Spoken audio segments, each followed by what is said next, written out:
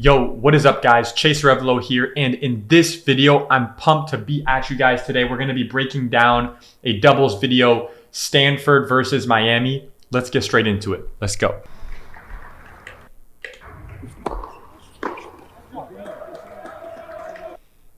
In doubles, down the middle solves the riddle. If you don't know where to go, utilize the serve to the body. And let's continue.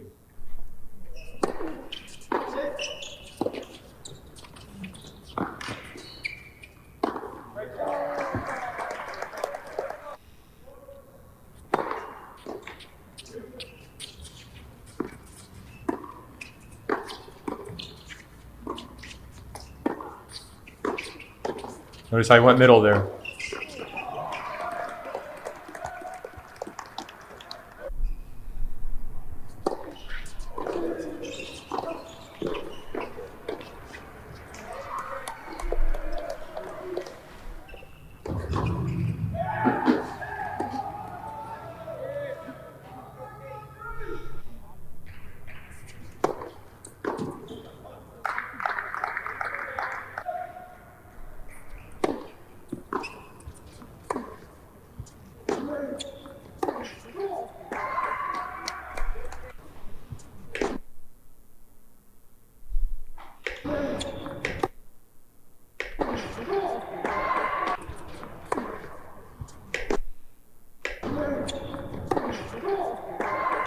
If you're new to doubles, one of the goals that you and your teammate should have is very simple. Get both players to go into net. That should be one of your strategies that you follow, is try to find yourself with both of you guys on top of the net. Let's continue.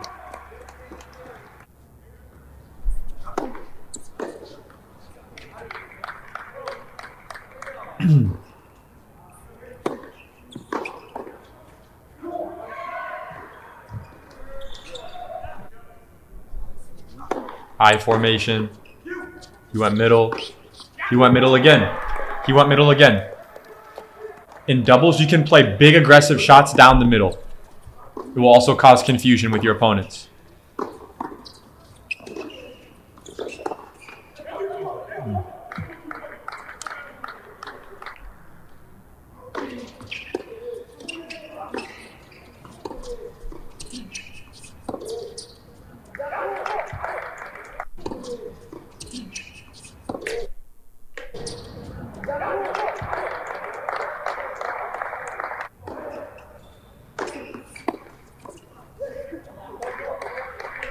Good shot to the body there.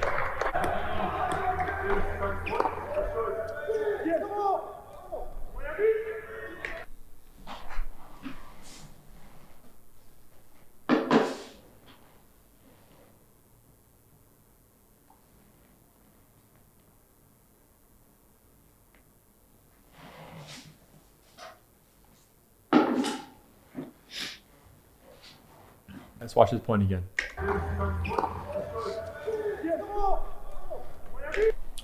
One thing in doubles to set as a standard for yourself, kind of an objective goal that you can have for yourself. Very simple.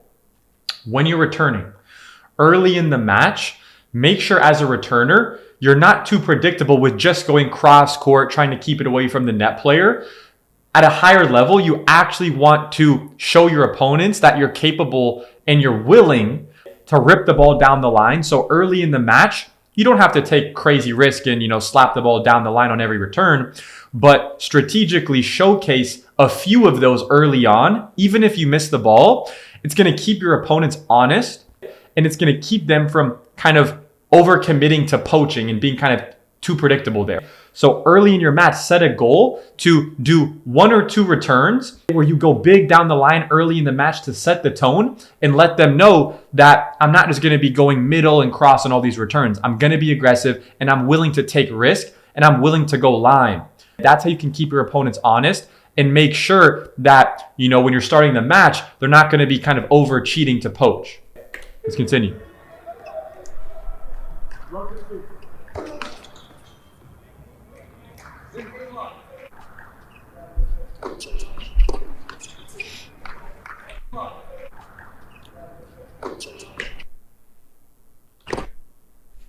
Notice this guy over here, he's doing adjustment steps. So right as his partner serves the ball, he's firing the feet so he's ready to split and react. He's keeping his feet active, so no matter where his opponent goes, whether they try to pass him line, whether they go back cross, he's active and he has energy in his step to push off one side or the other and react. It's all about reaction time. It's all about staying ready. So the best players in doubles will have the best footwork at the net as well.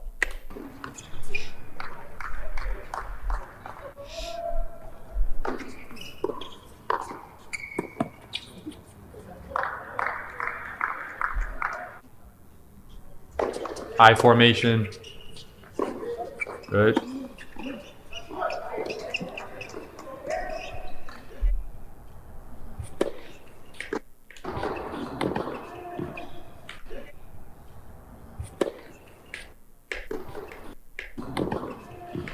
So look, the reason why this guy missed that shot has nothing to do with his ability to strike the ball. It's very simple.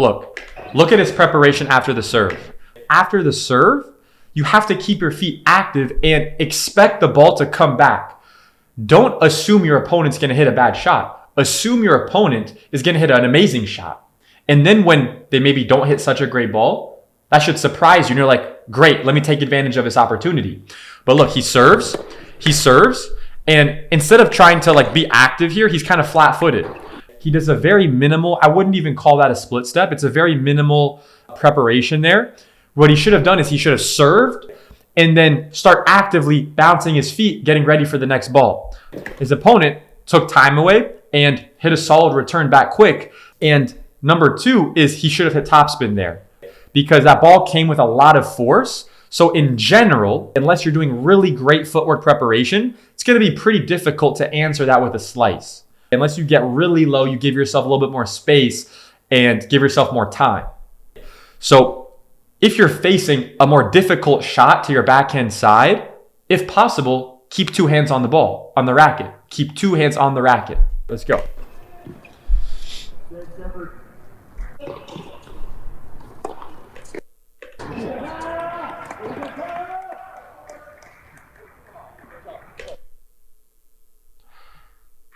Notice how they played two back.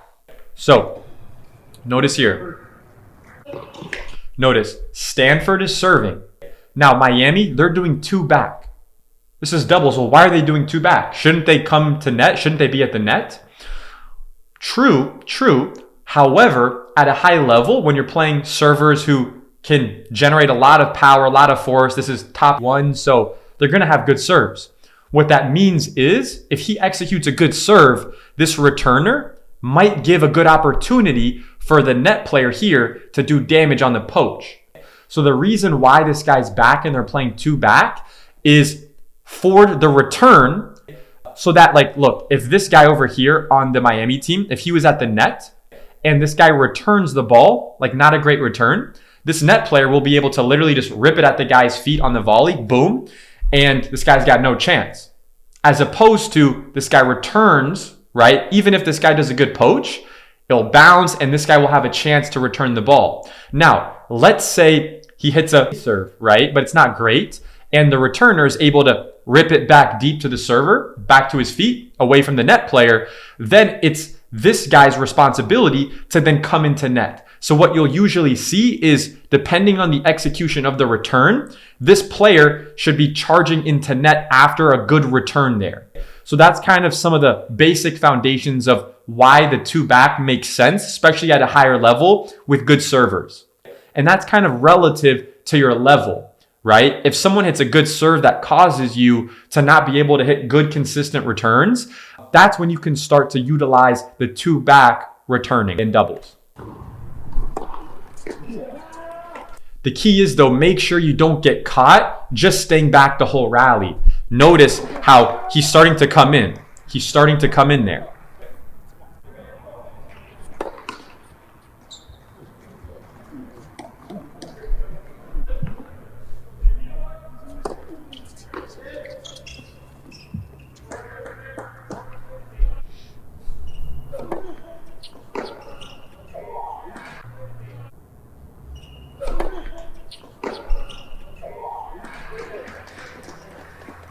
even though he missed that, it's a good idea to find a forehand on second serves. If you look at the best D1 players, the top D1 players, most of them on second serves are going to have a rule, I want to find my forehand. Unless they hit an amazing kick serve to my backhand where I literally have to hit a backhand, I'm going to find the forehand. I'm going to find my forehand, which in general is going to be your better shot. Even if you look at some of the top guys like Novak Djokovic, it's crazy because if he gets kind of a ball like floating or whatever, he's still going to find his forehand. So if Djokovic, the guy with the best backhand in history, wants to find his forehand, that should be telling, right? That should be very telling for you that maybe I should try to incorporate that as well, even if your backhand is good, right? Find the forehand, especially on second serve returns.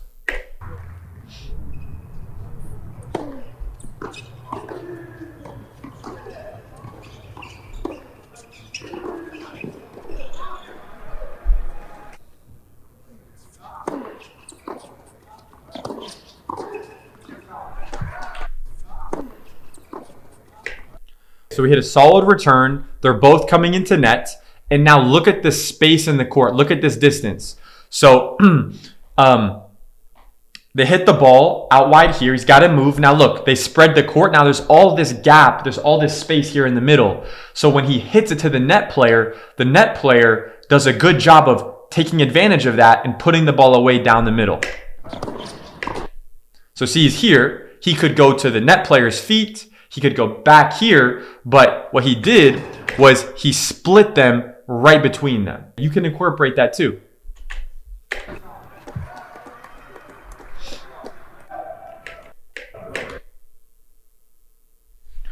Look at his shoulder, elbow angle on his serve, and look at how when he's right about to push from the ground to go up on his serve and generate that force up from his legs, notice how his hand and his wrist are stacked above his elbow. It's a very common checkpoint that basically every single top server will have. Good open stance there. So look here, they can stay back, but if you see yourself doing damage to your opponent in doubles, especially them on the run where there's a lot of time, right? Where you guys can kind of do something. If you're both at the baseline, someone should come in. You should try to find yourself coming into net. Because look, I mean, he hit a shot there, missed it a little bit long. But even if he were to make that, you want to give yourself the opportunity as the doubles player to be at the net there. So one thing they could have done is actually come into net so that in case that guy made that shot, they would be able to put it away. He just happened to miss it though. I formation, serve body. That's not a bad target though, going middle there. That's just an execution error. Notice how he went middle there. Wow, that's a really good poach. So look, notice. Rips it middle, rips it low. He hits a ball that the volleyer makes contact below the net. So this is a textbook opportunity where this guy doesn't really have many options, right? Like what is he going to do? Very difficult to hit a lob off this shot. He's probably just going to try to block it back to the baseliner to keep it away from the net player.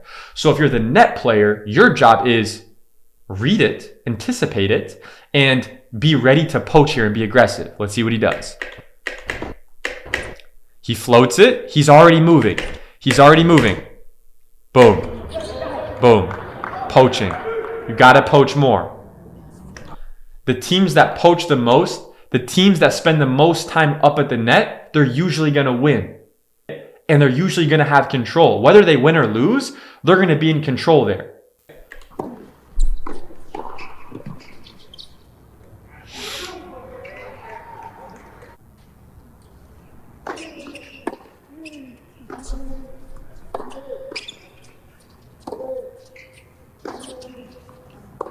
Good, coming into net here.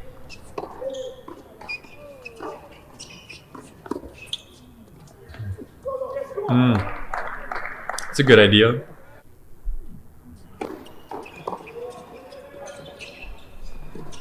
Yeah, so there, it's like if you're starting to string together a few return errors, very simple. Return middle. If you're missing these balls, rip the ball big middle. Think about it. Even if your ball might be going a little bit long, a little bit out, if you generate a lot of speed, it's going to give the net player an opportunity to maybe try to put a racket on it. And maybe they make a mistake. So at least you give yourself that opportunity. Not a bad decision to go cross there. That's more of an execution error. But if, let's say, like you're in this position and let's say you miss a few returns, right?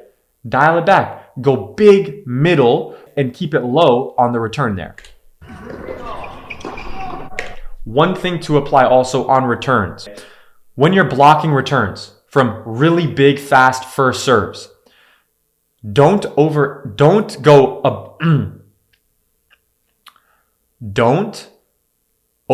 it with the height on returns. When you're blocking the returns, blocking in the nature of it, you're going to hit it a little bit more flat. So if you aim high over the net, you're going to have a tendency to miss it long.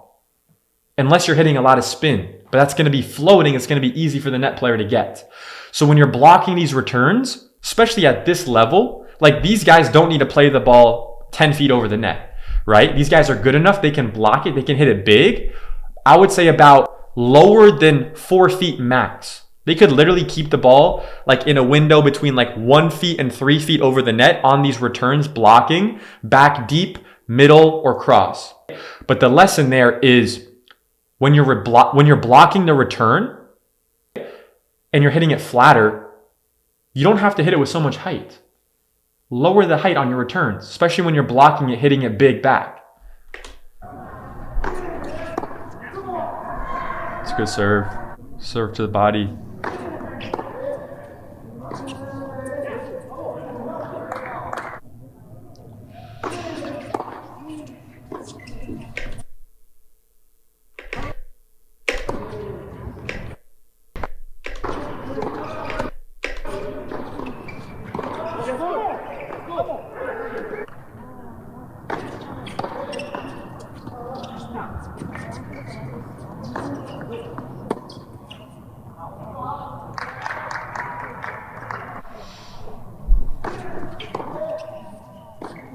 Good adjustment steps there.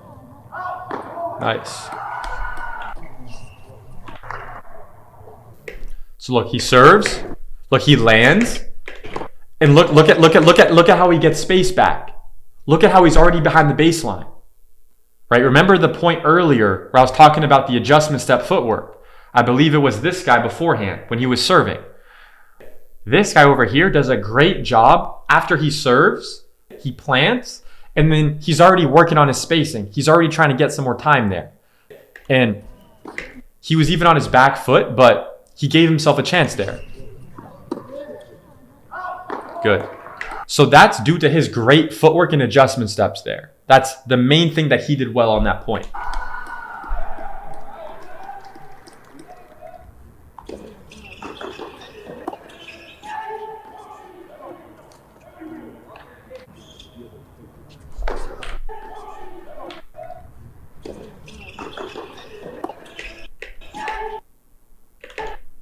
So look, there's nothing necessarily wrong with going close stance here, but in general, when you get a neutral ball or a little bit defensive ball or you're on the run a little bit, it's going to be a lot easier to execute a consistent ball by just setting up in the open stance. You're going to be a little bit more versatile with your options there.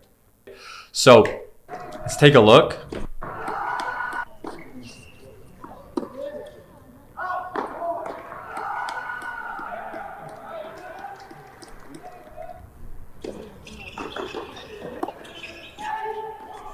Yeah. Look, he can make that, but I would recommend a little bit more adjustment steps and pop out into a semi-open or open stance there, especially when you're on the run, on the move on the backhand side. It's a very common thing. I see a lot of errors from players, even at a really high level, when they're on the run on the backhand, trying to hit a close stance, when it's going to be easier for you to set up with your hips in the right position, to fire your hips and generate force from the ground, and have stability on your shot and be balanced. So it's not a wrong decision to go close stance there, but I think a better option would be pop out in the open stance.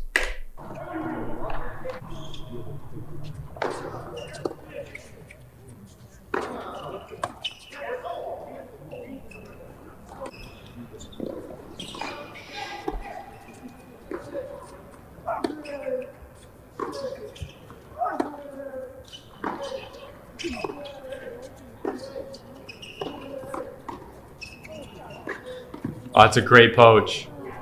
Oh, even though he missed that, that was a good move. Look, look, look. He's already moving. Look, he's pushing off the left leg. He's already moving before the guy's hitting. He's anticipating that this guy's going to go cross again. Look, he's already moving. He's moving before the guy even hit the ball. If you want to poach better, start moving earlier before the guy even hits the ball. You can see his opponent is focused on striking the ball. So the minute his gaze goes from looking forward to focusing on the ball, that's when you can kind of start moving because he's already committing to the shot. So the minute you can see he's starting his stroke, boom, start moving. Start moving early. And when you're learning to poach and trying to get better at it, it's way better for your development to kind of poach too much. And then you can try to dial it back and figure out, wait, when is the right time to poach? When is the wrong time to poach? But at the beginning, the main thing is you just got to do it. You just got to do it more. You got to poach more. You got to put yourself in those situations. And then you're going to learn, wait, when I hit this ball, this was a good opportunity to poach. So at this level, these guys are high level. But if you're more a beginner, you're learning, you're trying to figure out when to poach, when not to poach. Like the first step is just make a commitment to yourself to poach way more, way too much almost. That would be a good thing for coaches to see, that you're developing, that you're being aggressive, right? And that's something college coaches look for. They don't want any doubles players who are just grinding from the baseline all the time or being passive at the net, right? When you're at the net playing doubles and your partner is at the baseline, it's your responsibility to end the point. Your partner at the baseline, it's not his responsibility to end the point. His job is to keep it away from the net player. And look, he can still pull the trigger sometimes, but in general, it's the net player's responsibility to end the point. So if you're playing with your partner and they're just rallying cross court, don't let that ball go back. Don't let your partner hit like 3, 4, 5 forehands cross court. After like 2 or 3 balls, alarms got to be going off in your head. Like, I got to poach. I got to do something here, right? I got to be active, right? So poach more. And let's continue.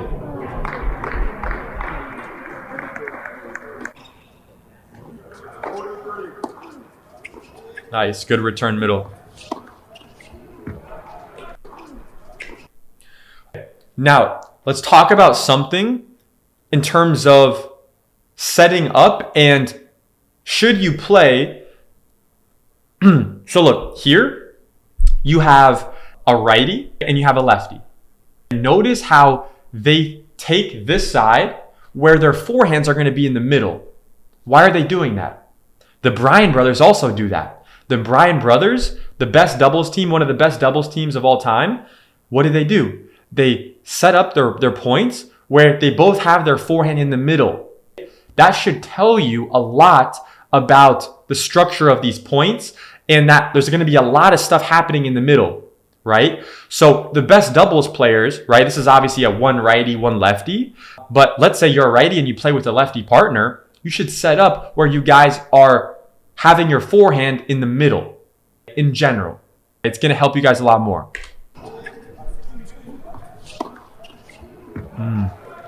It's a good shot. Nice.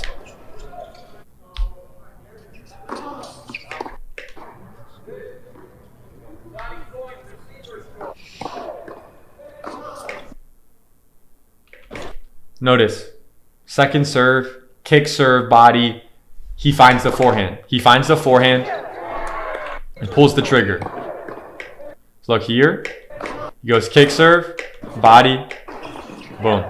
Yeah. So if you're on Miami's side here and you're serving and it's deuce, you really want to make sure you get that ball to his backhand, right? Or at least this guy's got to do the best footwork in history to find his forehand. And if he can do that, that's too good, right? Give him credit. But going body there, I get it. It's more little bit more conservative with your target. But at this level, D1 level, at this level, you're playing for Stanford, you're playing for Miami, you got to be able to, at will, hit that kick serve out wide, breaking the sideline within the service box. It's going to help you open up the court, and it's going to make it way harder for your opponent to find that forehand. Cool. Guys, that's it for this video. Hope you guys have an amazing day. Had a lot of fun making this one. And if you got any value out of this, like the video, comment, subscribe, and subscribe again. Tell your friends, tell your parents, tell your family, subscribe to the channel. I'll see you guys in the next one. Peace out.